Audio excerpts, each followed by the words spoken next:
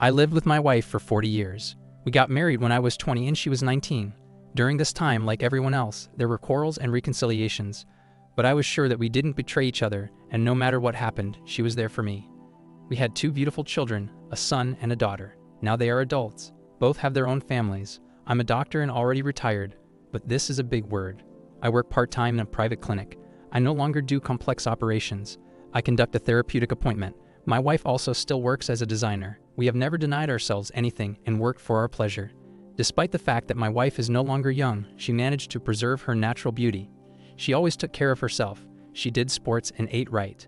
When we walked side by side, everyone thought that this was my young mistress and complimented my wife. I liked it, but as it turned out, I was happy about it in vain. It all happened one rainy evening. I was sitting at the table and sorting out documents.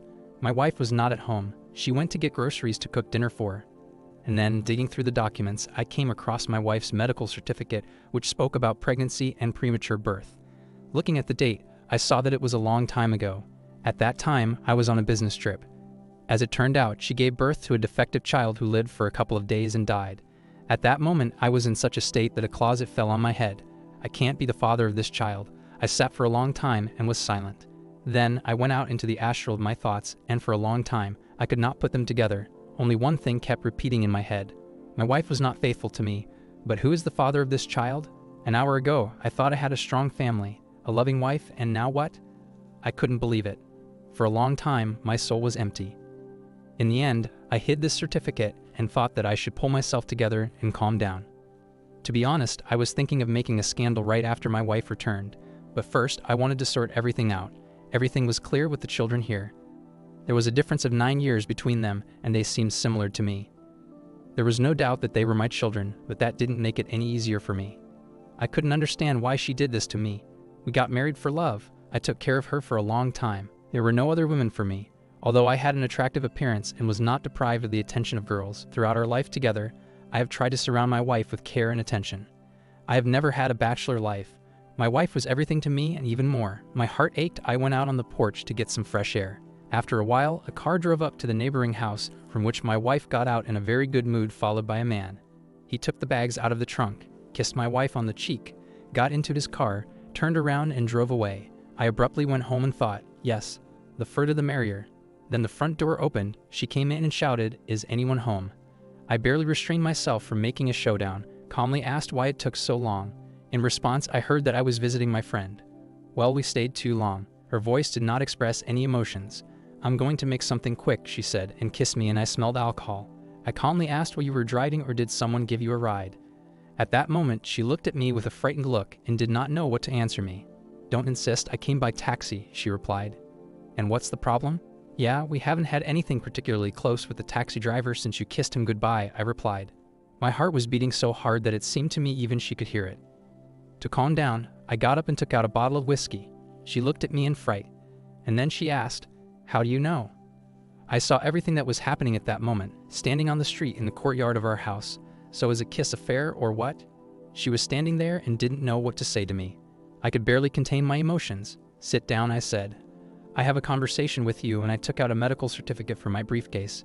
"Explain to me what it is. Explain to me what it is." I put the certificate on the table in front of her. She carefully sat down after looking through a couple of pages, abruptly pulled her hand away. Her eyes suddenly filled with tears. "What did you read?" she asked. I angrily asked the question, "Who were you pregnant with? Who is he?" She was silent for a while. I tried my best to drink, but I couldn't get rid of the lump in my throat. And then she replied that sooner or later you had to find out. It's even good that it happened now. In a calm voice, she said that while I was on a long business trip, she met a man she fell in love with. He was 11 years younger than her and clouded her mind. She couldn't help herself. Ran to him on a date, but quickly took the children to my mother, and he moved into my house. They began to live as husband and wife, and from unearthly love, she became pregnant from him. He proposed to her.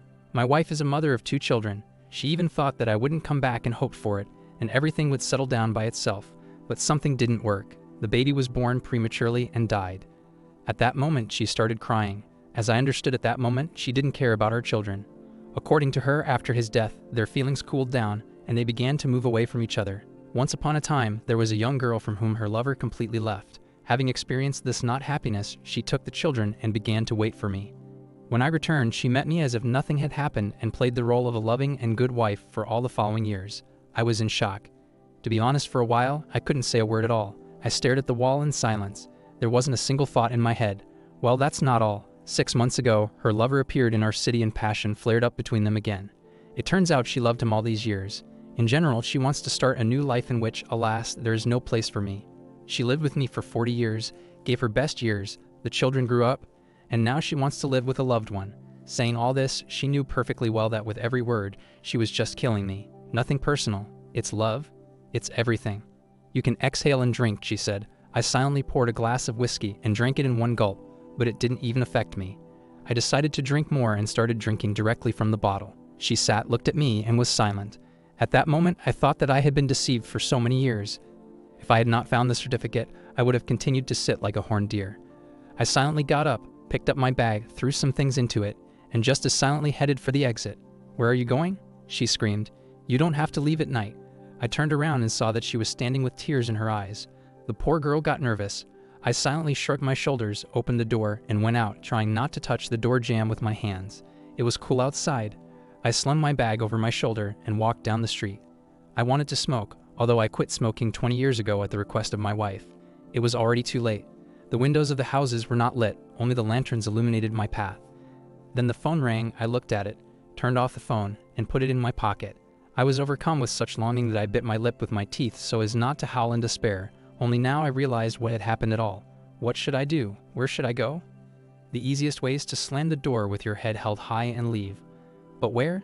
To the children? They have enough problems. As it is, I've never had a mistress. Probably in vain. It remains only to go to work, spend the night there, and make a decision in the morning. I was walking slowly among the black houses and suddenly I heard someone shouting to me. Man, do you have a cigarette? Turning around, I saw my boss standing in a bright white light who was certainly glad to see me. Welcome back, he said. Where am I? Words came to me with difficulty. Yes, he replied. Yesterday you were taken to our clinic with a traumatic brain injury. All the documents were with you. The operation was successful and you are with us again. We have informed your children and your wife, and your son will be here soon. Then the door opens and my son enters the ward. Hi, how are you? He kissed me on the cheek, carefully put the bag of groceries on the bedside table. And again, he said that you make us nervous. Mom has not been able to come yet because of urgent matters. I said she shouldn't have come. Okay, just don't worry, he replied. It seems that my son was already aware of all the events. It is interesting that my wife told him that he did not love me. She lacked affection. As usual, what else can ex-wife say? Okay, enough snout. As one good person said, the past doesn't count. I was discharged after 2 weeks. She came to visit me twice, but I refused to see her. For the first time, I rented an apartment next to the hospital and quietly got used to bachelor life. The breakup had a twofold effect on me. On the one hand, of course, the pain of betrayal, and on the other, some prospects are still unclear. The only thing I knew for sure was that I would no longer have relationships with women. Inoculation from new relationships was difficult. Then there was a divorce, and I was left not only without my wife, but also without my corner. The children took a neutral position, although it was clear that they were more on the mother's side. I started operating again, drowned out my mental pain and work, and I succeeded. About 3 months later, a friend called me and offered to meet. Remember, you lent me a large sum of money, he asked, and of course I remembered that he had big problems with business, and I couldn't just not help a friend. He settled his affairs, but was in no hurry to repay the debt. I didn't want to remind him because I knew that I would lose a friend. I had a rule: when you lend money to a friend, imagine that you give him this money as a gift, and if you appreciate this person, do not remind him. The time will come. He will give it himself if he can. I invested your money in the business, he continued, and my business went up the hill. Here's a bank card, this is my debt. Here's 5 times more than you lent me. Thank you. It was very convenient. I bought myself a cottage outside the city in a car. I didn't have time to do housework, and I hired an assistant. She was 15 years younger than me, a very young woman, but she had already managed to follow her husband. She lived with her ex-husband for almost 20 years. She had no children because of infertility, so her husband left her. I didn't have any plans for her. It's been almost 6 months. One day I was chopping wood, and I felt sick. I lost consciousness. Woke up in the hospital. Isabella was sitting next to me. She called an ambulance. When the doctors arrived, she was sitting with my head on her lap. After this incident, I began to look at her with different eyes and realized what a beautiful woman she was. Somehow our relationship developed into intimacy, and I asked her to marry me. After a short time, we signed. I knew that we could not have children in our intimate life, and I behaved uninhibitedly. One day she got sick, started vomiting, nausea. I got scared and took her to the clinic. What was my surprise when it turned out that she was pregnant? I only remember that she told me that I would keep the baby no matter what you told me. I hugged her tightly, kissed her, and realized one truth. If fate closes one door in front of my eyes, it immediately opens a new one. Life was getting better, and one day before the new year, my ex-wife called me. "We need to meet," she said in a plaintive voice. We met at a restaurant. She booked a table there. I was sitting across from her with all my appearance. She was full of remorse, and then I heard, "Forgive me."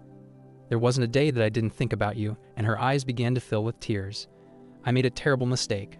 I betrayed all your children," she continued to say, and I sat in silence and looked at the woman I loved madly. A woman I would give my life for, a woman who didn't hesitate to betray me twice, the one who cut me out of her life and went to another man. And now she has come to her senses and is trying to come back to me. She kept telling me that the time spent without me gave her the realization of how much she loves me and that I was the only real man in her life. I'm sorry, she repeated like a spell, and I looked at her brightly painted mouth, which delighted my ears with such sweet words, and imagined her kissing her lover. Does she really think that I will believe her words? She found an excuse for her meanness and left me without hesitation. She fully managed to share the pleasure with her lover, having sex with him more than once. And now she's here to offer me what's left of her used by her lover. She realized that he needed her only for entertainment, as long as she had money. And she could not have a future with him now that there is no one to provide for her. Realizing all this, she crawled to me. God, do I really seem so stupid to her, and now I'm ready to believe this lie? I listened to her in silence. To be honest, I was not happy. I even felt humanly sorry for her. After all, we lived together for 40 years. It was time to end our meeting, and my phone rang. Isabella called me and asked where to pick me up. I gave the address and began to say goodbye. "Is this your woman?" she asked softly and looked at me with tears in her eyes. "Yes," I replied. "How long have you been together?" "This has been the case for the last year and a half. This is love." I got up and went to the exit, turned around and said goodbye, and tried to be happy. She stood with her hands pressed to her chest and looked at me through the beautifully decorated window of the restaurant. People were walking around and laugh went on. On the other side, a Coca-Cola advertisement was shining brightly. "Drink and experience joy." A car drove up. I sat down and in a few minutes disappeared into the stream of cars that were going somewhere all the time. Thank you for taking the time to listen to today's story. Please feel free to like, as well as subscribe to the channel if you haven't already. Also, write your suggestions in the comments section about the story and what you would do if you ever find yourself in this situation. Take care.